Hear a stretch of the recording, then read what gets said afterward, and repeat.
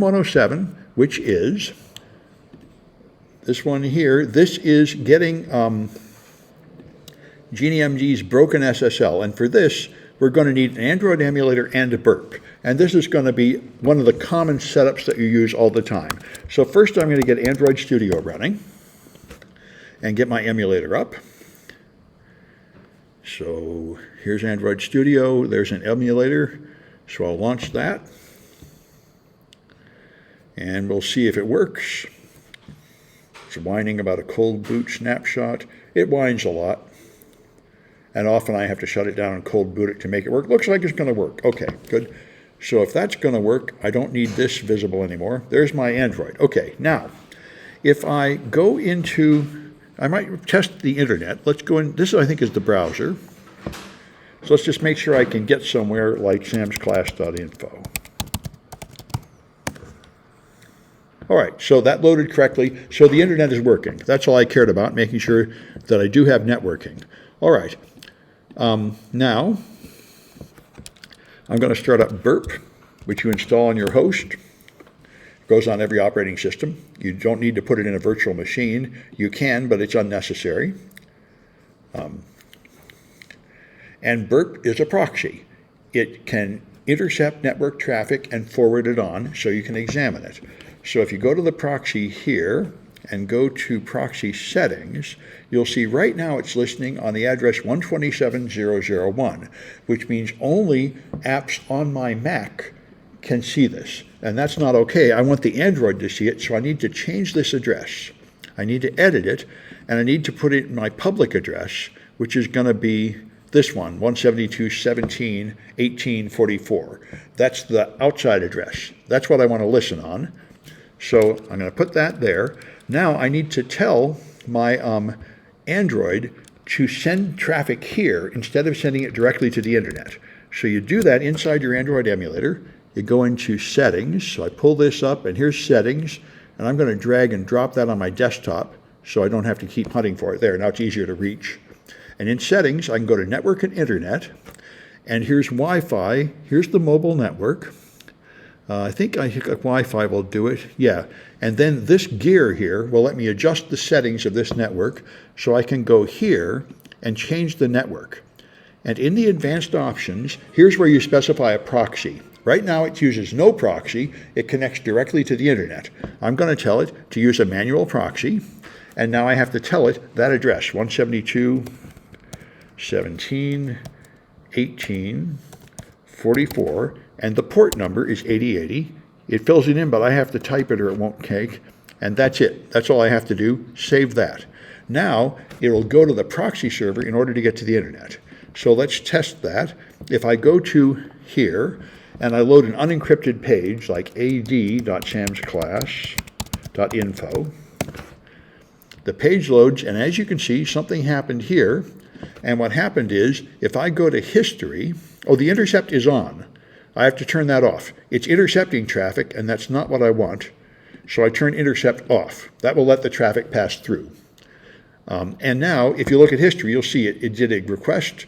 And if you click on one of these and go to the pane down here, you can see the request it sent to the server and the response that came from the server for every request and response.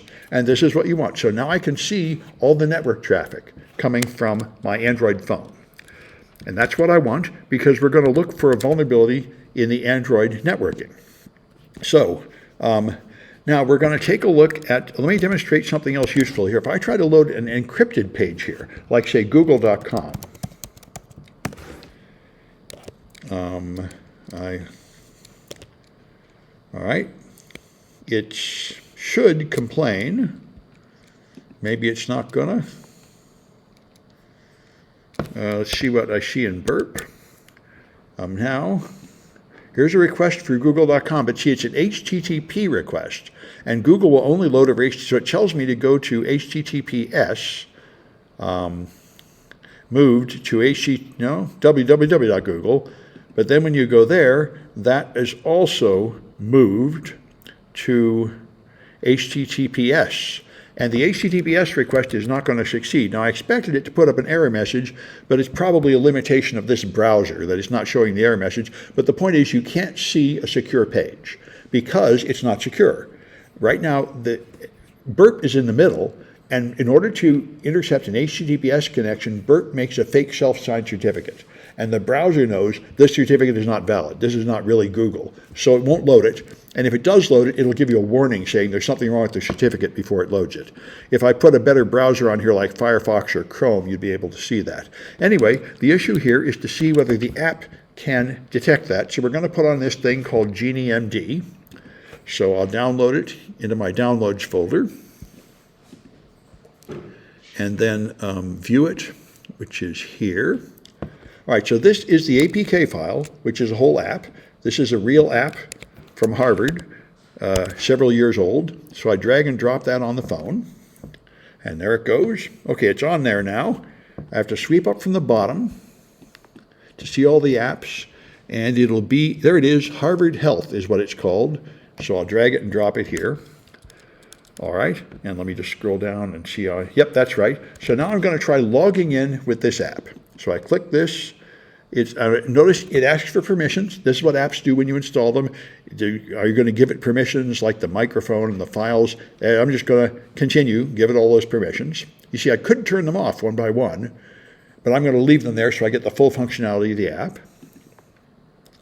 This app was built for an older version. I just say OK, and now I can sign in. So I'm just going to put in a fake username and password, so test@aol.com.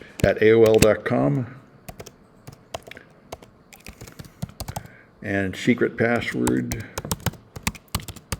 there, and then sign in. And it made it up to the server, and it was able to tell that it was incorrect. So that means it must have transmitted that data to the server somehow. And if you look here, you can see, here's the post request. And if you look at the post request, you can see it sending, the request is here. There it is, sending my need my own password. Now it's sending it with HTTPS. Let me get the this part visible. You can see it sent it with HTTPS, but it didn't properly verify the certificate. It didn't notice that Burp was in the middle. It should have refused to make an HTTPS connection, but it didn't, and this is a very common flaw. This is broken HTTPS. It performs the encryption, but it doesn't verify the certificate, so anybody in a privileged position in the middle can just send a fake certificate and read all your encrypted data, so it defeats the purpose of HTTPS. And that's the vulnerability we wanted to see here. So that's a serious vulnerability and a quite common one in apps. And so that's the point here. And all right. And like I say, if you had a better browser, you'd actually see a warning like this when you tried to connect in a browser. For some reason, the default browser is not letting me see it. But anyway, that's what I wanted to show you. And there's a couple more advanced extra credit flags here where you actually have to take apart the app, and you might want to wait until you've done some later projects so you learn how to do that. Anyway, that's what I wanted to show you about this one. The main part of that is just setting up the Burp proxy. So I'm going to stop.